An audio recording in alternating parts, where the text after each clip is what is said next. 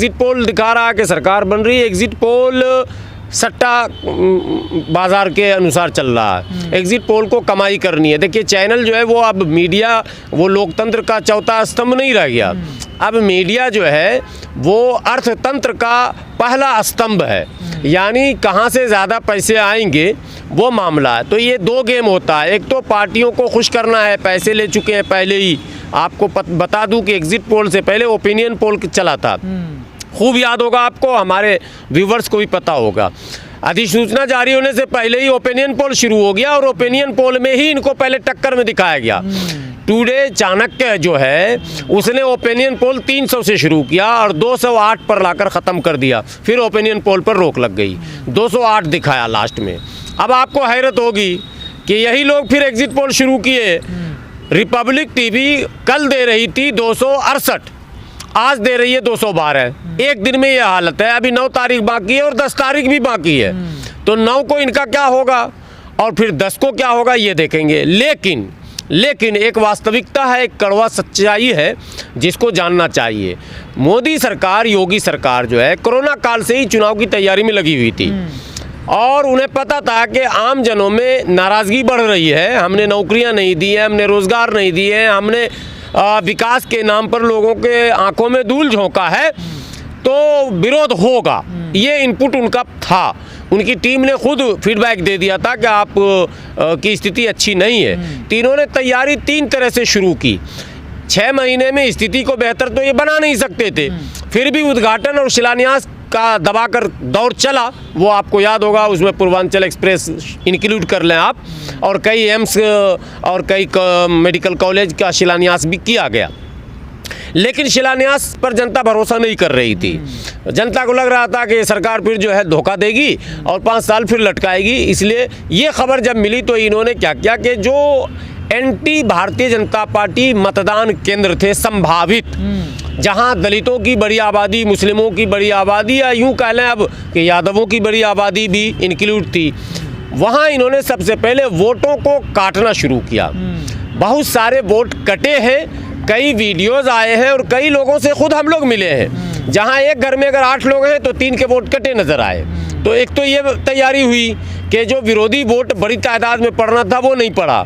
दूसरा जो इनकी रणनीति थी वो ये थी कि जिस बूथ पर भाजपा विरोधी मतदाताओं की संख्या अधिक है, यानी मुस्लिम बहुल क्षेत्र और दलित बहुल क्षेत्र, यादव बहुल क्षेत्र, उन बूथों पर मतदान को स्लो कर दिया जाए। उसके कई बहाने ढूंढे गए। उसका एक बहाना ये भी रहा कि मशीनें ख़राब कर दी गई, फिर दूसरी मशीनें लगाई गई, मतदान को प्रभावित किया गया।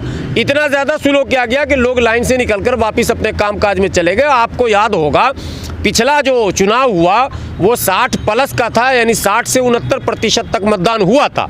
इस बार 2022 में कहीं भी 60% क्रॉस नहीं कर पाया। 50 और 55 और 56 में दम तोड़ता दिख रहा। इसका मतदान प्रतिशत कम क्यों हुआ? क्या लोगों की दिलचस्पी नहीं थी? नहीं, दिलचस्पी थी। मतदान केंद्र पर गए, लेकिन वहां सुनियोजित ढंग से सरकार के द्वारा बुने गए जाल के शिकार हो गए। बस इतनी सी बात है। एक तो ये मामला फैक्टर रहा। अब आखिरी फैक्टर आपको बता दूं, डीएम और ईवीएम आज भी शक के घेरे में है। आपको कैराना में वो बगैर नंबर के गाड़ी का वीडियो तो याद होगा जिसमें ईवीएम पकड़ा गया था और वहाँ के सपा या लोकदल की प्रत्याशी नाहिद हसन की बहन इकरा हसन स्वयं मौके पर पहुंची थी, उसे सीज भी किया गया था। लेकिन उसके बाद क्या हुआ, कौन थे वो लोग, किनकी गाड़ी थी, कहां से मशीन आया, ये बातें दबा दी गई। आपको कुशीनगर का वो वीडियो भी याद होगा जहां स्ट्रांग रूम के खिड़की के पास से वीवीपैट के पर्ची मिले जिसमें बसपा और सपा के थे। पूरी पर्चियों में हाथी और साइकिल दिख रहा। जब सवाल उठा तो वहाँ की डीएम साहिबा जो महिला हैं उन्होंने ये बयान दिया कि वो मॉक ड्रिल की पर्चियाँ हैं। मॉक ड्रिल कहते हैं जब ईवीएम आता है पहली बार तो प्रत्याशी और प्रतिनिधि को चेक कराया जाता है और सबको 5-5, 10-10 बटन दबाने को कहा जाता है टेस्ट के लिए।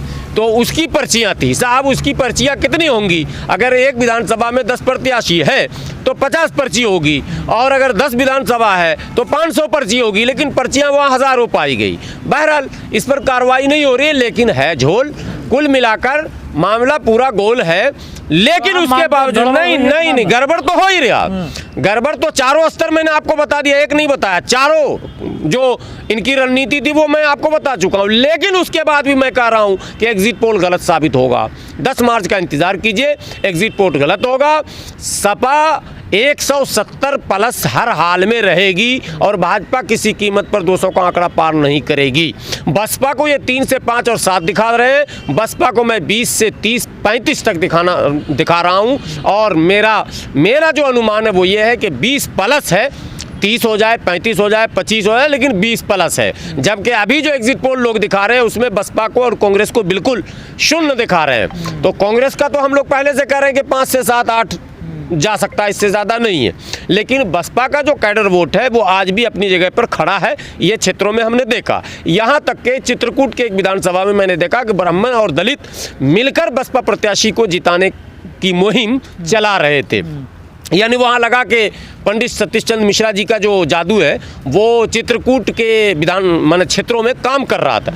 ऐसी परिस्थिति में ये कहना कि बसपा को 3 4 सीट 5 सीट आएगा, मैं ऐसे एग्जिट पोल को नकारता हूँ और मैं दावा करता हूँ कि एग्जिट पोल जितने भी आए हैं वो सारे गलत साबित होंगे। आप 10 मार्च का इंतज़ार कर लीजिए और 10 बजे तक आपको सब कुछ तस्वीर आपके सामने आ जाएगी। लेकिन अगर ये एग्जिट पोल सही हुए तो सर कौन सा फैक्टर काम करेगा? अगर सही हुए मान लीजिए नहीं होंगे सही, अगर मगर है ही नहीं, ये बिल्कुल गलत है। ये सट्टेबाज लोग हैं, सट्टा बाजार में उथल पुथल मचाने के लिए इस तरह का एग्जिट पोल दिया गया है। ये बिल्कुल नहीं होगा। एग्जिट पोल में कहीं भी जिन पार्टियों को शून्य दिखाया जा रहा है, आप पंजाब का देख लीजिए, आम आदमी पार्टी को 100 सीट, भारतीय जनता पार्टी को 3 सीट, यानी वो कैप्टन अमरिंदर मिलाकर 1 से 3 दिखा रहा है। ये टुडे चाणक्य की बात कर रहा हूं मैं। 100 सीट आप आम आदमी को दिखा रहे हैं, कांग्रेस को 15-20 सीट। अकाली दल बसपा से मिलकर लड़ रही है। अकाली दल स्थानीय मतलब पार्टी है और बसपा का जन्म जो है पंजाब से होता है। साहब काशीराम वहीं के रहने वाले थे, वहीं से चुनाव लड़ते थे।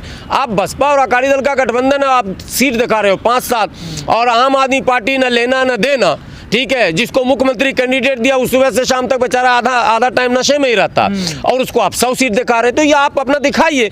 पिछले एग्जिट पोल को आप देख लें, 17 में भी आम आदमी पार्टी को 58 सीटें दिखाई गई थी, 58 नहीं मिली। तो ये सब चलता रहेगा। एग्जिट पोल भी अपना एक बिजनेस है, व्यापार है, वो मीडिया कर्मी अपना कर रहे हैं। एक दिन का व्यापार है, इनके व्यापार पे पेट पे लात मारने की कोई ज़रूरत नहीं है। लेकिन आम जनों को कह रहा हूँ, संयम से रहिए, घबराने की कोई ज़रूरत नहीं है।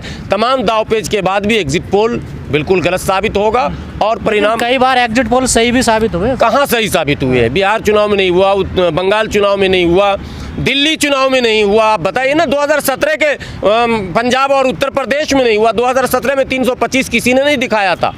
325 भाजपा को किसी ने नहीं दिखाया था। आया कि नहीं आया? तो एग्जिट पोल ऐसे नहीं होता है। एग्जिट पोल का आप कितने सैंपल लेते हैं? 500, 200, 1000, 2000, लाख, 2 लाख, 10 लाख। एग्जिट पोल के क्या मायने समझे जाए, इनके फिर क्यों दिखाया जाए? अरे बस एग्जिट पोल में जब ग्राउंड पे काम करने वाले, आप देखिए न्यूज़ 24 में माहौल क्या है दिखाते थे एक पत्रकार। कल से वो रट रहे हैं कि एग्जिट पोल मैं देने में सक्षम नहीं हूँ स्वयं, जो कि रियल में ग्राउंड पर वो काम कर रहे थे। नाम अभी दिमाग से मेरे निकल रहा, माहौल क्या है उस एपिसोड का नाम ही रखा उन्होंने।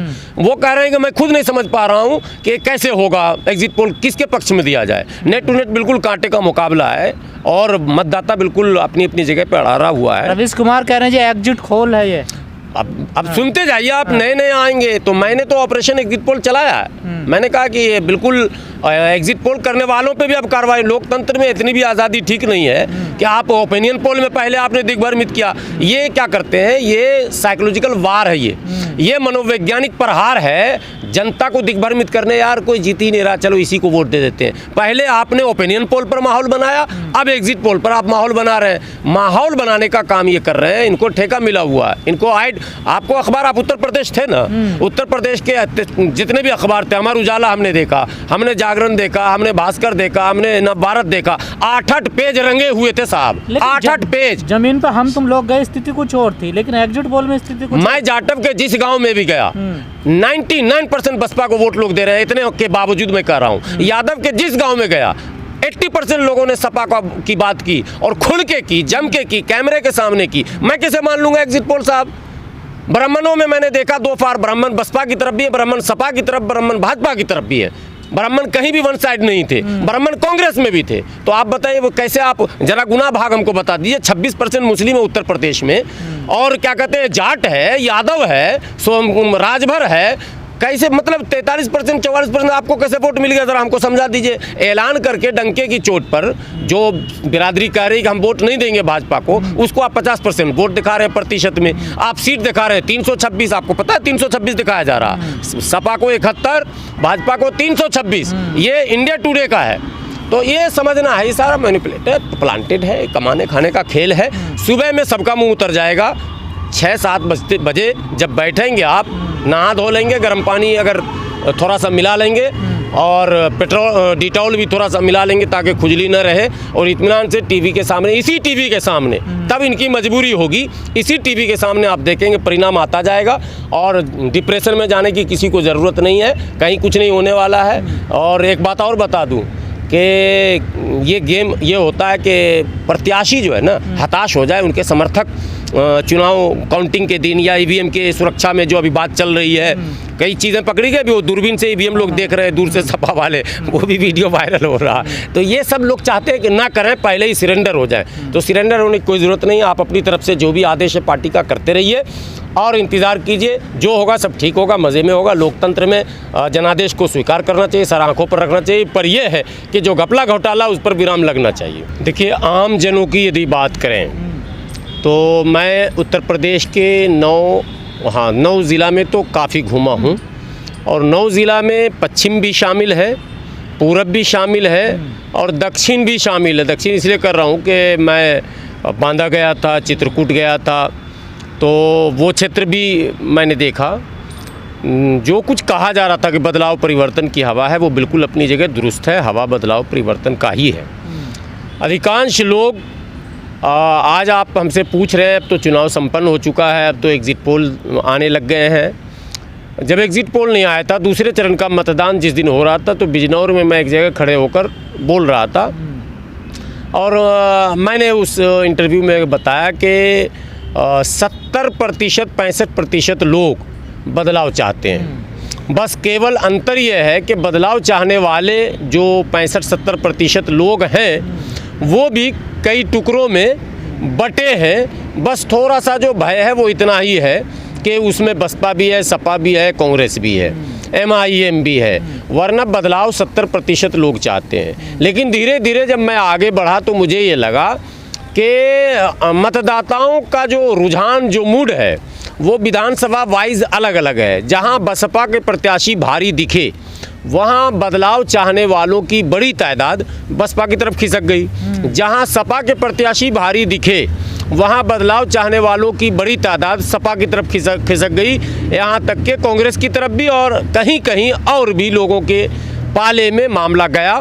कुल मिलाकर मतदाताओं ने बड़ी जागरूकता और बड़ी सूझबूझ के साथ परिवर्तन के पक्ष में मतदान किया है।